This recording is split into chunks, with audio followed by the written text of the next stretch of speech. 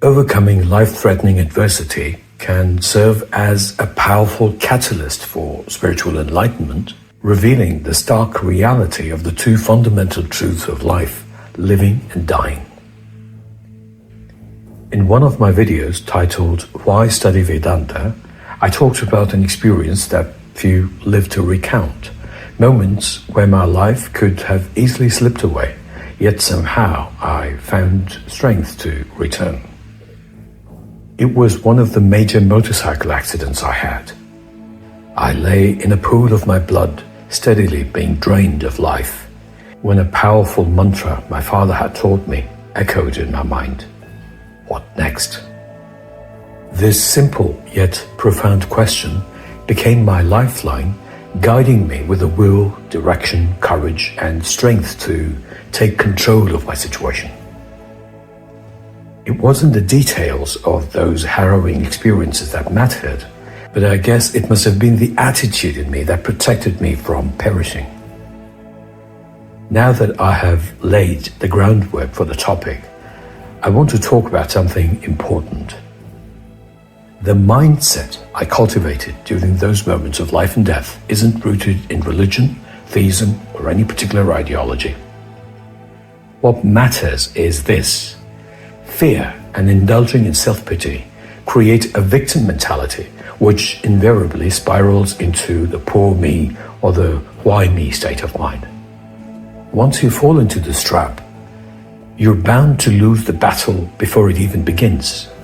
People waste valuable time and energy seeking reasons for their suffering, instead of focusing on what they can do to first manage the situation and eventually overcome it. At that time, a film was being produced in which I had landed the role of the main antagonist. The film would later become a major hit. As I lay soaked in my blood, I could have cursed God, fate, or anyone else for my predicament. Had I done so, I might have wasted precious time and lost the will to fight, ending up as nothing more than a corpse to be cremated the following day. But I didn't.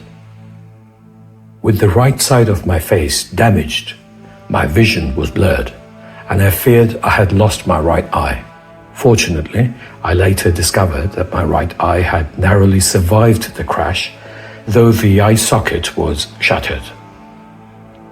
Through the blur of my left eye, I noticed a crowd gathering, but no one dared to approach me.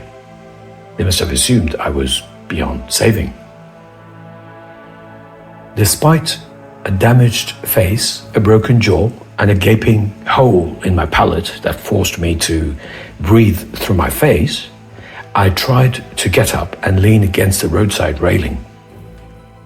My left arm was still functional and my right leg was partially so. A three-wheeled local taxi known as an auto rickshaw was passing in the opposite direction. Suddenly, it stopped and turned around. The driver, who used to hang out near my house, recognized me, put me in his vehicle, and started driving towards the city. I fought hard to stay conscious and alert. Through my blurry vision, I managed to guess where we were and to guide the driver to a friend's place along the way. As soon as I saw my friend Navin, I slipped into unconsciousness, only to be revived when we reached the hospital. It then took a series of surgeries, the wiring of my jaw, saving my right arm from amputation, and months of painful treatment for me to return to normal life. In dire situations, my survival philosophy is straightforward. First, I accept the reality of my condition and acknowledge, yes, I am in a messed up state. Now, let me be smart, think clearly, and without emotion. What do I do next? The greatest enemies in such moments are fear and self-pity. I've helped many people overcome these by teaching them the mindset I use in tough situations, and I've seen it work wonders time and again. For instance, a few years ago, I counseled a young woman from Italy diagnosed with pancreatic cancer. She wasn't given long to live, but by strengthening her mind and adopting a plant-based diet, she extended her life by nearly 4 years. Unfortunately, during my absence, she was persuaded by others to abandon these practices, and her condition worsened. So, how does all that I said so far relate to the two truths of life? Both living and dying are inevitable, and therefore the wisest approach would be to learn to navigate both with skill and grace. I'd now like to touch upon a few essential points. 1. Living and dying. We must choose how we engage with both aspects of existence. Standing firm in this choice is crucial for personal growth. 2. Avoiding blame. Every situation, whether favorable or not, is an opportunity of learning. If it doesn't teach you what to do, it will at least show you what not to do and what to avoid. Therefore, let go of notions of punishment, victimhood, or bad luck. 3. Building on your situation. Use your current circumstances as a foundation. Draw inspiration from those who have rebuilt their lives from rock bottom. As J.K. Rowling wisely said, "I was set free because my greatest fear had been realized, and I still had a daughter whom I adored, an old typewriter and a big idea. And so rock bottom became a solid foundation on which I rebuilt my life." What a powerful statement. 4. Letting go of entitlement. No one is entitled to anything in life, not even the gifts of nature.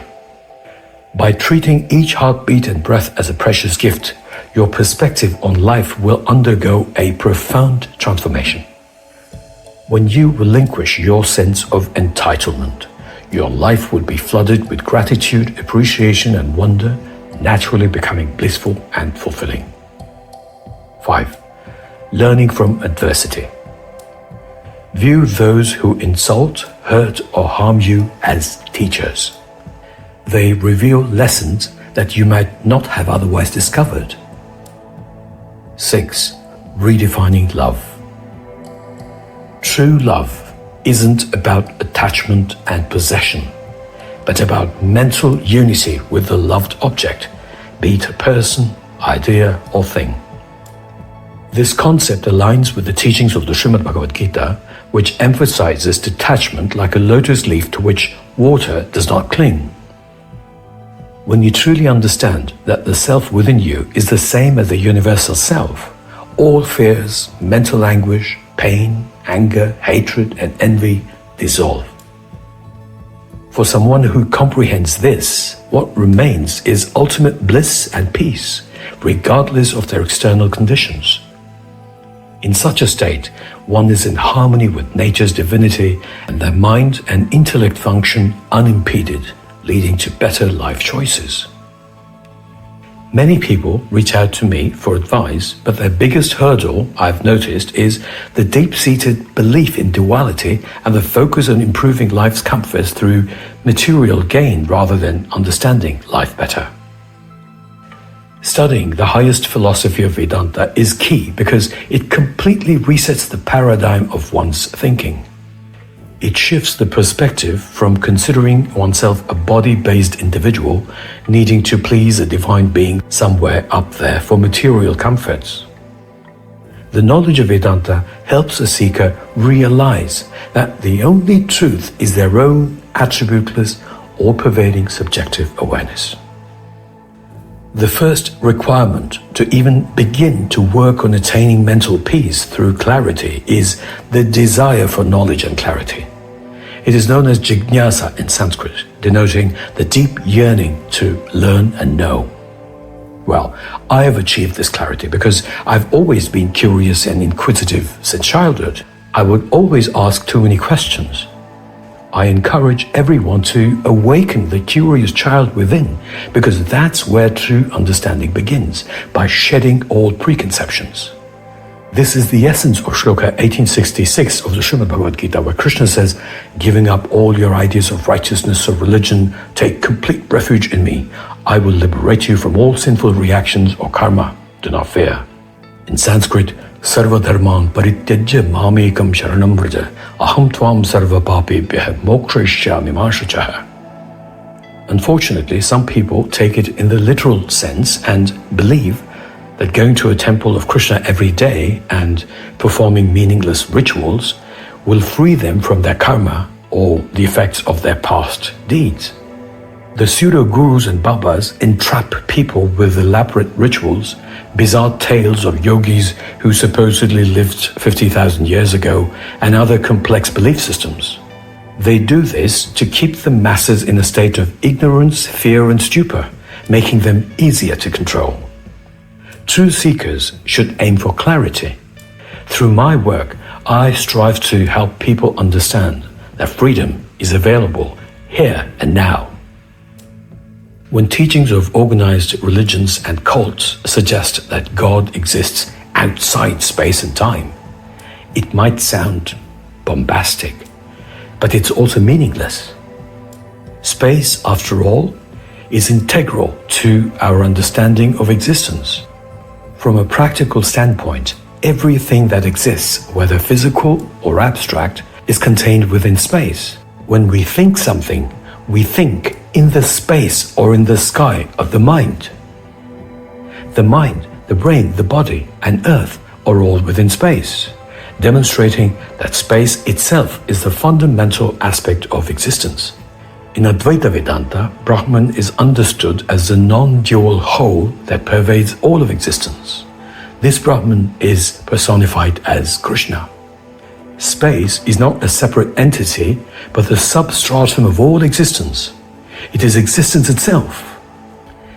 Space encompasses everything from vast galaxies to the tiniest atoms and exists even within the minutest particles. Therefore, Brahman is described as that which both contains and is contained.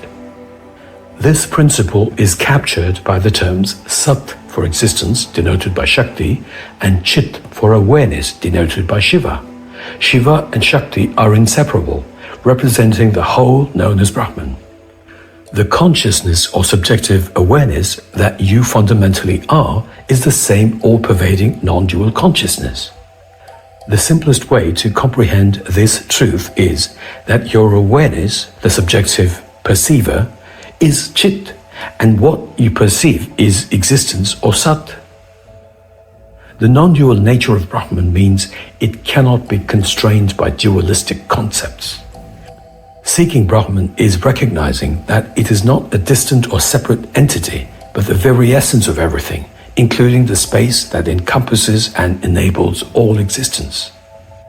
Brahman is not outside of space, but is the boundless, all-encompassing reality that transcends all dualities and limitations.